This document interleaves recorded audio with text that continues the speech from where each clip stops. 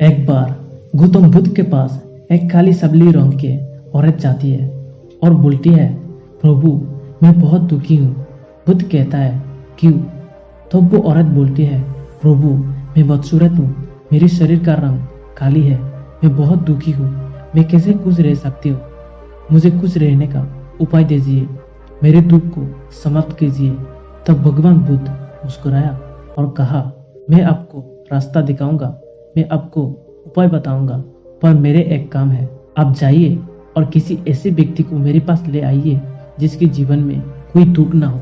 तब वो औरत बहुत खुश हो जाती है और कहती है, ये तो बहुत आसान है, मैं अपनी किसान जिसकी यह काम करती हूँ उसी के पास जाती हूँ, क्योंकि काम मैं करती हूँ और कमाता वो है। तब वो किसान के पास गई और बोली, मालिक मुझे कल भगवान बुद्ध के पास जाना है, क्योंकि मुझे एक ऐसी व्यक्ति को मिलाना है जो हमेशा खुश रहता है, जिसके जीवन में कोई दुख ना हो। इसलिए मालिक आप मेरे साथ कल चलिए। तो किसान ने बोला, मैं तो खुद ही बहुत दुखी हूँ, मैं कैसे चलूंगा? तब वो औरत बोली, मालिक आपके पास तो जमीन है, पानी है, खाना है, पैसा है, आप कैसे दुखी है? तो किसान ने जवाब दिया कि मेरे पास जमीन है, खाना है, पैसा है, लेकिन ये सब मैं जमींदार को दे देता हूँ। जमींदार मुझसे ले जाता है, उसे खेती भी नहीं करनी पड़ती और वो कमा लेता है।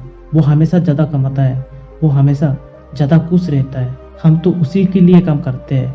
फिर वो औरत बोली, तो ठीक है, मैं जमींदार के पास चली जाती हूँ, वो ज्यादा सुखी है। औरत जमींदार के पास जाती है और बोलती है कि भगवान आप मेरे साथ चलिए, मुझे भगवान बुद्ध के पास जाना है, किसी ऐसी व्यक्ति से मिलाना है जिसके जीवन में कोई दुख ना हो। जमींदार हैरान हो गया और बोला, मैं तो सबसे ज्यादा दुखी हूँ। औरत बोली, अब कैसे दुखी हो? आपके पास तो इतना पैसा है, इतना सामान है।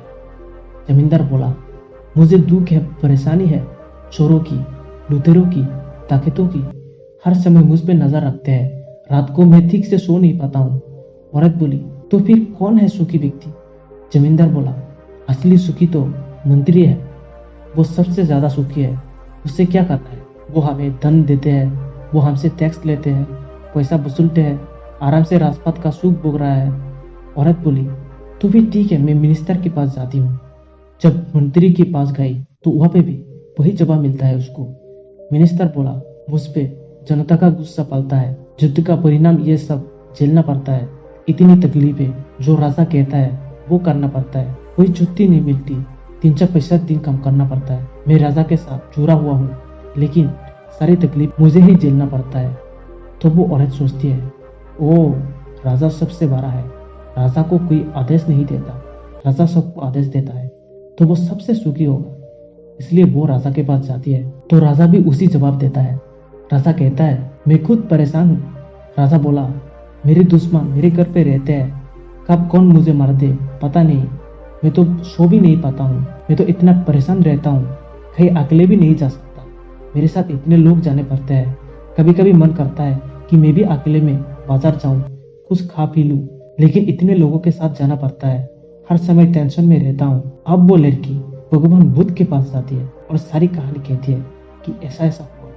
मैं किसान के पास गई, जमींदार के पास, मंत्री के पास गए, राजा के पास गए। तब भगवान बुद्ध कहता है, यही है असलियत, खुशी पाने के लिए दूसरे पे निर्भर ना रहे, खुद प्रयत्न कीजिए और जो है उसी से संतुष्ट रहने की कोशिश करें। बिना दुख के इस दुनिया में कोई भी इंसान नहीं है।